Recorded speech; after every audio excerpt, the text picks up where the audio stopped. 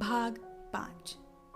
ध्रुव था कि चोट की परवाह ना कर बार बार कंबल की ओर देखे जा रहा था और परेशान सरिता उसे प्यार से झिड़की देते हुए कह रही थी, मेरी बात क्यों नहीं सुन रहा? कहाँ है तेरा ध्यान बेटा? ये चोट कैसे लगी तुझे? बार बार माँ के पूछने पर भी ध्रुव ने कुछ नहीं बताया और बोला भी बस यही, ये कंबल उसे दे दो। कंबल उसे दे दो? अरे किसे दे दूं कंबल? तेरी छोटी बहन कंबल ओढ़ तो रही है। सरिता प्रश्नवाचक निगाह से समझने का प्रयास कर रही थी कि ध्रुव क्या कहना चाह रहा था कि तभी कमरे में प्रवेश ले चुके आकाश ने जैसे सब कुछ समझते हुए कहा,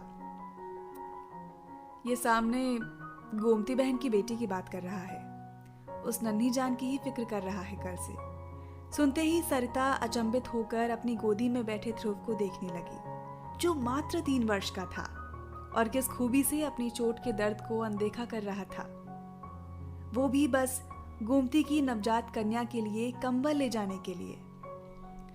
आकाश ने जब देखा कि वो ध्रुव को भावुकता से देख रही है तो उसने सरिता से कहा, दे दो ना, हमारी बिटिया के पास तो कोई कमी नहीं है। सरिता ने कहा, मुझे देने में भला क्या परेशानी होगी, लेकिन माताजी का तो सोचो। जब वो ये जानेंगी कि आपके लाडले ने जिद करी है उस घर में कंबल पहुंचाने की, तो वो क्या कहेंगी?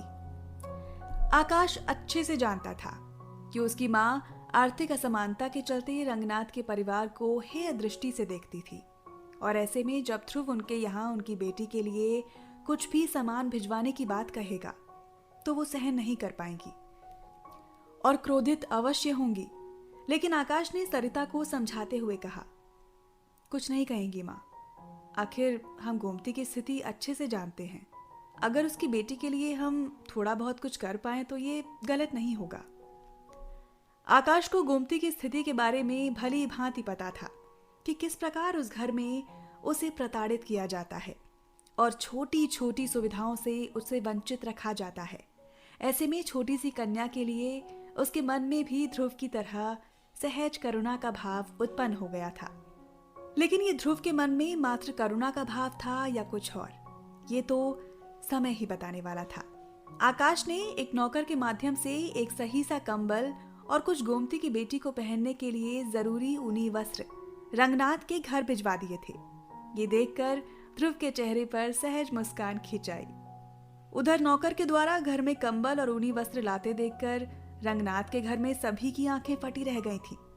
साथ ही साथ मिथिलेश की त्योरियां भी चढ़ गई थी और वो रंगनाथ से हाथ नचाकर बोली, देखो तो कैसे तुम्हारी भतीजी के लिए भीख में कंबल आया है। नौकर सामान रखकर ही गया था कि मिथिलेश ने वो सारा सामान अपने कमरे में भिजवा दिया था।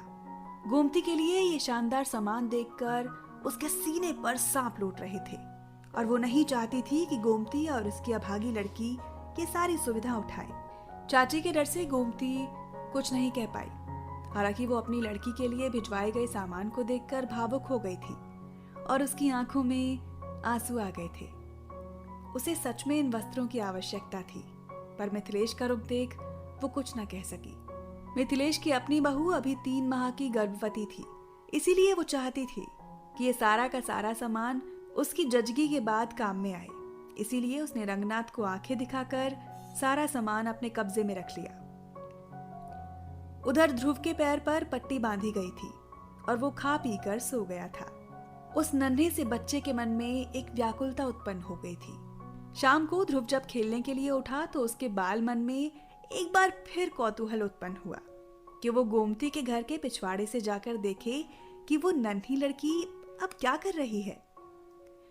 वो बिना सरिता को बताए चुपचाप कोठी से बाहर निकल आया और एक बार फिर धीरे धीरे सामने रंगनाथ के घर के पिछवाड़े पहुंच गया था, उस नन्ही को देखने, बाल मन की व्याकुलता शांत करने।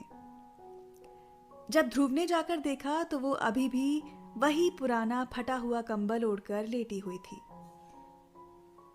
अभी तो दोपहर में मेरे पापा ने इसको ओढ़ने को कंबल भिजवाया था, फिर क्यों नहीं ओढ़ रही? नन्हा सा ध्रुव अपनी उत्सुकता को रोक नहीं पाया और घर वापस जाकर आकाश से जिद करने लगा कि वो उसके साथ चले।